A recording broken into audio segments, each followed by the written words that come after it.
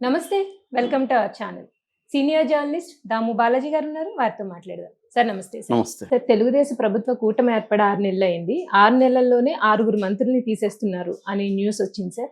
అంటే 6 నెలల్లోనే అంటే వీళ్ళు సరిగ్గా పనిచేయని మంత్రులు అనుకోవాలా? ఎందుకని చంద్రబాబు నాయుడు గారు ఈ డెసిషన్ తీసుకున్నారు? ఇప్పుడు ఆంధ్రప్రదేశ్లో ఒక వార్త వైరల్ అవుతుంది. అదేంటంటే 6 మంది మంత్రులు అవుట్ అని ఒక వార్త వైరల్ అవుతుంది. ఎందుకు సడన్ గా 6 మంది, మొత్తం 24 మంది మంత్రులు ఉన్నారు. 25వ వాడిని ఆయన్ని తీసుకుంటున్నారు. సో సడన్ గా ఇప్పుడు అందులో 6 మంది ఒక్కసారిగా తీసేస్తున్నారు. అందులో రాయలసీమ నుంచి 2, ఉత్తరాంధ్ర నుంచి 1, కోస్తా నుంచి 3 అనేది చెప్తున్నారు. వాళ్ళ పేర్లు ఏవో రకరకాల పేర్లు వస్తున్నాయి కాబట్టి మనం కన్ఫర్మేషన్ లేకుండా మనం చెప్పడం కరెక్ట్ కాదు. ఏదేమైనా 6 మంది మంత్రులు, ఇందాక చెప్పినట్టు రాయలసీమ నుంచి 2, ఉత్తరాంధ్ర 1, కోస్తా నుంచి 3, మొత్తం 6 మంది పనితీరు బాగాలేదని చంద్రబాబు ఆల్రెడీ లాస్ట్ వార్నింగ్ ఇచ్చాడు వాళ్ళకి. లేకపోతే సంక్రాంతి తర్వాత వాళ్ళని తీసేసి కొత్త వాళ్ళని తీసుకోవాలని చంద్రబాబు ఆలోచిస్తున్నట్టు చెప్తున్నారు. ఎవరినైతే తీసేయబోతున్నారో 6 మంది మంత్రులు లోకేష్ దగ్గరికి వెళ్ళి లాబింగ్ ట్రై చేస్తున్నారని, లోకేష్ కూడా ఇలా సడన్ గా 6 మంది మంత్రులను తీసేస్తే ప్రభుత్వానికి వ్యతిరేకత ఉన్నట్టు జనంలో వస్తుందని, ఇదంతా కూడా పవన్ కళ్యాణ్ ఇన్ఫ్లుయెన్స్తో చంద్రబాబు చేస్తున్నాడని, లోకేష్ కోపంగా ఉన్నాడని కూడా వార్తలు ఇవన్నీ పుట్టిస్తున్నారా లేదా మనకు తెలియదు. కాకపోతే ఓవరాల్ మనం కానీ తెలుగుదేశానికి దగ్గరగా ఉన్న వాళ్ళ అభిప్రాయాలు తీసుకుంటే కూడా ఈనాడు, ఫర్ ఎగ్జాంపుల్ ఈనాడు తెలుగుదేశం పత్రిక లాంటిదే. ఈనాడు ఏం చెప్పిందంటే సంతృప్త స్థాయి అంటే సాటిస్ఫాక్టరీ లెవెల్స్ పడిపోయింది ప్రజల్లో ఈ 6 నెలల్లో అని ఈనాడు ఒక కథనం రాసింది. డీటెయిల్గా విత్ డేటా కూడా ఇచ్చింది ఈనాడు. ఈనాడు ప్రకారం ఏంటంటే జూన్లో సంతృప్త స్థాయి 69.93%, అంటే 70% సంతృప్త స్థాయి జూన్లో ఉంది. ఎప్పుడు జూన్ అంటే ఏంటి? అప్పుడే కదా గవర్నమెంట్ రాకుండా సంతృప్త స్థాయి ఎందుకు ఉంటుంది అంటే నిజానికి అది ఎక్స్పెక్టేషన్ స్థాయి అని చెప్పాలా. అంటే అప్పటికి అమ్మయ్య ఈ గవర్నమెంట్ వచ్చింది, అదేదో అంటారు కదా, అది అతి భయంకరంగా ఉన్నింది ఆ ప్రభుత్వం, అమ్మాయి అది పోయింది, ఇది వచ్చింది, ఇంకా మనం హాయిగా ఉండొచ్చు అనేది ప్రజల్లో ఉండొచ్చు. అందుకని సంతృప్త స్థాయి 70% ఉందని ఈనాడు చెప్తుంది. అయితే నవంబర్కి వచ్చేసరికి, నవంబర్ అంటే ఏంటి? June, July, August, September, October, November 5 నెలలు దాటేసరికి సంతృప్త స్థాయి 35.2%కి పడిపోయింది. అంటే దాదాపు 50% దాటి, 70లో 35 ఉంటే 50% పడిపోయింది అనేది ఈనాడు చెప్తున్న లెక్క. ఈనాడు ఎందుకు చెప్తుందంటే డీటెయిల్గా డిస్ట్రిక్ట్ వైడ్ కూడా అనాలిసిస్ చేసింది, సెక్టర్స్ వైడ్ కూడా ఈనాడు అనాలిసిస్ చేసింది. ఊరికే అభిప్రాయం చెప్పలా. అంటే ఇప్పుడు ఏదో వైసీపీ వాళ్ళు ఆరోపిస్తే మనం ఆరోపించారన్నట్టు. ఈనాడు తెలుగుదేశం సపోర్ట్ చేసే పత్రిక అదే మాట్లాడిందంటే దీంట్లో కొంత వాస్తవం ఉన్నట్టుగానే అందరికి అనిపిస్తుంది. ఈనాడు ఏమవుతుందంటే వినతులు, అప్లికేషన్స్ ప్రజల నుంచి దరఖాస్తులు కావచ్చు, వినతులు కావచ్చు వస్తున్నాయి, విపరీతంగా వస్తున్నాయి. ఎందుకంటే గత ప్రభుత్వంలో అరాచకం నెలకొనిందని వీళ్ళే చెప్పారు కాబట్టి ఆ రకంగా వస్తున్నాయి. ఇప్పటి వరకు అది కూడా రాసింది. జూన్ 15 నుంచి నవంబర్ 30 వరకు కంప్లీట్ వినతులు 1,69,200 వచ్చాయి గవర్నమెంట్కి, వివిధ సెక్టర్స్ వైడ్గా అన్ని కలుపుకుంటే. అందులో 1,39,000 పరిష్కారం జరిగిందని వాళ్ళు ప్రకటిస్తున్నారు, కానీ ప్రజలు సంతృప్తిగా లేరు. ఇంకా 28,000 వీళ్ళు కూడా ప్రకటించాల, పెండింగ్లోనే ఉన్నాయి. 28,000 పెండింగ్లో ఉన్నాయి. వీళ్ళేమో మేము 1,39,000 ప్రకట్ చేసామంటున్నారు. ఇక్కడ ప్రాబ్లం ఉంది. ఫర్ ఎగ్జాంపుల్ ఇప్పుడు మేము మా ల్యాండ్కి సంబంధించి మాకు ప్రాబ్లం ఉంటే మేము కంప్లైంట్ ఇచ్చాం. కంప్లైంట్ ఇస్తే వాళ్ళు ఏవో రెస్పాండ్ అయితే అయ్యారు, కానీ సమస్య పరిష్కారం కాలేదు కాబట్టి మేము మూసేస్తున్నాము ఇంకా అని చెప్పి మూసేసారు. సో ఇక్కడ వినతి పత్రం ఇచ్చాము, పరిష్కరించామని వాళ్ళు లెక్కేమో పరిష్కరించామని రాసుకుంటారు, మనకి పరిష్కారం కాలేదు, మన ఇష్యూ కాదా.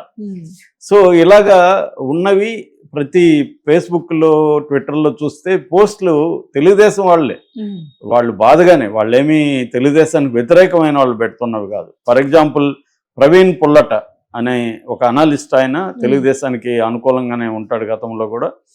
ఉన్నాడు. ఇప్పుడు కూడా ఆయన ప్రభుత్వం ఆయనకి కొంతమంది ఎమ్మెల్యేల పని విధానం, ఎంపీల పని విధానం మీద కూడా సర్వే చేసి చెప్పమని కూడా ఆయనకు అప్పగించింది. ఆయన నిన్న 2 రోజుల ముందు పెట్టిన పోస్ట్ ఏంటంటే, ఇంతటి భారీ విజయం సాధించినా కూడా ప్రజల్లో ఎందుకు ఏ వర్గం కూడా సంతోషంగా లేదు, దీనికి కారణం ఏంటి, ప్రజల ఎక్స్పెక్టేషన్స్ ఎక్కువ ఉన్నాయా లేకపోతే పై వాళ్ళు బలహీనంగా ఉన్నారా అన్న ప్రశ్న ఆయన వేశాడు. అట్లాగే ఒక క్లియర్గా ఏం కనబడుతుందని ఆయన చెప్పింది ఏంటంటే, నామినేటెడ్ పోస్టులలో ప్రాబ్లమ్స్ ఉన్నాయి, అట్లాగే బదిలీలు, అధికారుల బదిలీల విషయంలో కూడా కరెక్ట్గా లేరు, కాబట్టి ఇటువంటి విషయాల్ని సవరించుకోవాల్సి ఉంది అనేది కూడా ఆయన చెప్తున్నారు. అంటే ఆయన సర్వే చేసి గ్రౌండ్ లెవెల్లో అనేక మంది అభిప్రాయాలు తీసుకుని ఆయన కామెంట్లు చూస్తే కూడా, సార్ మా ఏరియాలో ఈ ప్రాబ్లమ్స్ ఉన్నాయి, మా ఊర్లో ఇది ఉంది, మా జిల్లాలో ఇది ఉందని చాలా కామెంట్లు చాలా పెడుతున్నారు. సో వాళ్ళందరూ కూడా తెలుగుదేశం అభిమానులు, తెలుగుదేశం కార్యకర్తలు వీళ్ళే. ఆయన ఇంకొక మాట కూడా అన్నాడు, గతంలో వినేవాళ్ళు కూడా కాదు సమస్యలను, ఇప్పుడు వింటున్నారు కానీ పరిష్కరించట్లేదు. ఇదే ఇక్కడ తేడా, అంత తప్ప ఇక్కడ ఈ ప్రభుత్వానికి ఆ ప్రభుత్వానికి పెద్ద తేడా లేదు. దీనికి కారణం ఏంటంటే ఒకటి అందరూ కూడా చెప్పేది ఏంటంటే, ఆంధ్రప్రదేశ్ ప్రజలను సాటిస్ఫై చేయడం కష్టం, జగన్ ఎంత ఇచ్చినా వాళ్ళు సాటిస్ఫై అవ్వలేదు, ఇంకా ఎక్కువ ఇస్తాననేసరికి అటు వెళ్ళారు. ఇప్పుడు ఇంకా ఎక్కువ ఇచ్చే పరిస్థితి, ఆర్థిక పరిస్థితి లేదు చంద్రబాబు దగ్గర ఇవాళన్నా. కాబట్టి పథకాలు అనేవి, అమలు అనేవి అన్నీ చేయలేకపోతున్నారు. కొన్ని మాత్రమే చేయగలుగుతున్నారు, కొన్ని పోస్ట్ పోన్లు అవుతున్నాయి, కొన్ని చేస్తారో లేదు. చంద్రబాబు కూడా 2-3 సార్లు మా దగ్గర డబ్బులు లేదు, మంచి మనసు ఉంది కానీ నా దగ్గర డబ్బు లేదు అన్నాడు. ప్రజలకు మంచి మనసు అవసరం లేదు, డబ్బులు కావాలి. ఇప్పుడు మీరు నాకు అప్పుంటే నా దగ్గర మంచి మనసు ఉంది సార్ అంటే ఏం లాభం, నాకు మనసు వద్దండి మీరే పెట్టుకొని డబ్బులు ఇవ్వండి అంటాం కదా. అలాగే జనం కూడా అది, ఎందుకంటే నిత్య పోరాటం. సో నేను ఈ మధ్య మా ల్యాండ్కి సంబంధించి మా ఏరియాలో ఎంఆర్ఓ ఆఫీసు లేకపోతే సచివాలయానికి వెళ్తే రకరకాల ప్రాబ్లమ్స్తో ప్రజలు అక్కడ గంటలు వెయిట్ చేయడం, వాళ్ళు కూడా పాపం సచివాలయ సిబ్బంది కూడా బాధపడడం, సార్ మేము సాల్వ్ చేయలేకపోతున్నాం, మాకు రకరకాల ఇష్యూస్ ఉన్నాయి, ఏవో అడ్మినిస్ట్రేటివ్ ఇష్యూస్ రకరకాలు ఉన్నాయి. ఈ 6 నెలలు అనేది నిజానికి మనం ఈ 6 నెలల్లో కొలవలేం ప్రభుత్వ పని, ఎందుకంటే గత ప్రభుత్వం తీసుకొచ్చిన అనేక విధానాన్ని మార్చాలి. ఇప్పుడు ఫర్ ఎగ్జాంపుల్ గతంలో రాళ్ల మీద అంతా కూడా సర్వే రాళ్ల మీద జగన్ ఫోటో వేసుకున్నాడు, అదొక విచిత్రమైన పరిస్థితి. అతను ఆ పిచ్చేంటో తెలియదు నాకు, అది స్టడీ చేయాలి సైకాలజిస్ట్ వెళ్ళి, ఎందుకంటే రాళ్ల మీద నీ ఫోటో అయ్యింది, ఎందుకు రాళ్ల మీద ఫోటోలు. సో పాస్బుక్లు, మాకు ఇప్పుడు నేను ఒక రైతుని, నా ల్యాండ్ మీద నా ఫోటోలో గవర్నమెంట్ స్టాంప్ ఉండాలి తప్ప జగన్ ఫోటో ఎందుకు నా ల్యాండ్ మీద నేను చూసి ఏం చేసుకునేది. అంటే జగన్కి సలహాలు ఆయనకే ఎవరైనా ఇస్తున్నారా లేకపోతే ఆయనకి ఇట్లాంటి ఐడియాలు వస్తున్నాయి, అవన్నీ పర్వర్షన్ వస్తాయి. దానంతా ఇప్పుడు చంద్రబాబు మార్చాలి, దానికి మళ్ళీ రాళ్ళు వేయాలి, మళ్ళీ సర్వేలు. మేము కూడా సర్వేకి వెళ్ళి వచ్చాము, హైదరాబాద్ నుంచి నేను మా వైపు వెళ్ళి ఆడ 2 రోజులు కూర్చొని సర్వే చేయించుకు, ఇవన్నీ ఆల్రెడీ 3-4 సర్వేలు చేశారు. ఇలాంటి ప్రాబ్లమ్స్ ఈ గవర్నమెంట్లో కూడా ఉన్నాయి. దీని ఇప్పటికిప్పుడు మనం ఇదేదో బ్యాడ్ అని చెప్పడం కాదు, కానీ ఇది ఎప్పటికప్పుడు ఇది గుర్తించి, ఎప్పుడైనా ఒక ఆయన సోషాలజిస్ట్ ఉన్నాడు జిగ్మంట్ బౌమన్, ఆయన ఒక ప్రశ్న వేశారు, జస్టిస్ సొసైటీ అంటే ఏందని డిఫైన్ చేయమన్నారు. జస్టిస్ సొసైటీ అంటే న్యాయమైన సమాజం అంటే ఏంటంటే, తాను న్యాయమైన సమాజం కాదని గుర్తించేదే న్యాయమైన సమాజం అని చెప్పాడు. అంటే ఏ సమాజం న్యాయమైన సమాజంగా ఉండదు, ఎప్పటికీ ఉండదు, కానీ న్యాయమైన సమాజంగా నేను ఉండలేదు అని గుర్తిస్తే ఆ సమస్య పరిష్కారం వైపుగా ట్రై చేస్తాం. అట్లాగా ఈ ప్రభుత్వ పని విధానం బాగాలేదు, ఆశించినట్టుగా లేదు అని ముందు గుర్తించాలి, ఎక్కడెక్కడా లేదు, ఏ ప్రాబ్లమ్స్ ఉన్నాయని గుర్తించాలి. అందుకనే ఈనాడు లాంటివి, జ్యోతి లాంటివే ఇవన్నీ కూడా కన్స్ట్రక్టివ్గానే చెప్తున్నారు. వాళ్ళేమీ ఈ ప్రభుత్వానికి వ్యతిరేకంగా మాట్లాడతారు, ఎక్కడెక్కడ ఇష్యూలు ఉన్నాయి చెప్తున్నారు. అట్లాగే ఈనాడు జిల్లాల వారీగా కూడా చెప్పింది, బాపట్లలో ఎక్కువ ఇష్యూలు ఉన్నాయని చెప్పింది. 62% బాపట్లలో ఎక్కువ వస్తున్నాయంట. నెక్స్ట్ శ్రీకాకుళం, అనకాపల్లి, కోనసీమ, ఏలూరు, ఈ 5 జిల్లాల్లో ఎక్కువ సమస్యలు ఉన్నట్టుగా ఈనాడు సర్వేలో తేలింది.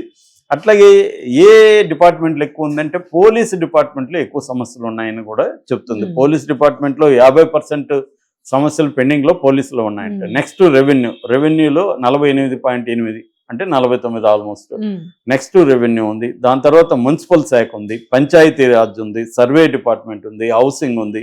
ఇలాగా ఏ ఇష్యూలు అంటే ప్రజలకు ప్రధానంగా ఆస్తులకు సంబంధించింది, లీగల్ ఇష్యూస్, కోర్టులో పోలీసులు కేసులు, ఇవి ప్రధానంగా ఉన్నాయి. వాటిని పరిష్కరించడం అనేది చేయాలి. చంద్రబాబు ఆ వైపుగా నిర్ణయాలు తీసుకుంటున్నట్టుగా ఉన్నాడు. అందుకనే కొంతమంది మీద చర్య తీసుకోవాలి. చర్య తీసుకుంటే కూడా ఇబ్బంది, ఎందుకంటే మంత్రులు ఆయా ఏరియాలో స్ట్రాంగ్ ఉంటారు. వాళ్ళ మీద చర్య తీసుకుంటే వాళ్ళ కోపం వస్తుంది. ఇవన్నీ చూసుకొని వెళ్లాల్సి ఉంది. ఆ వైపుగా చంద్రబాబు ప్రభుత్వం వెళ్తున్నట్టుగా మనకు అర్థమవుతుంది. Thank you.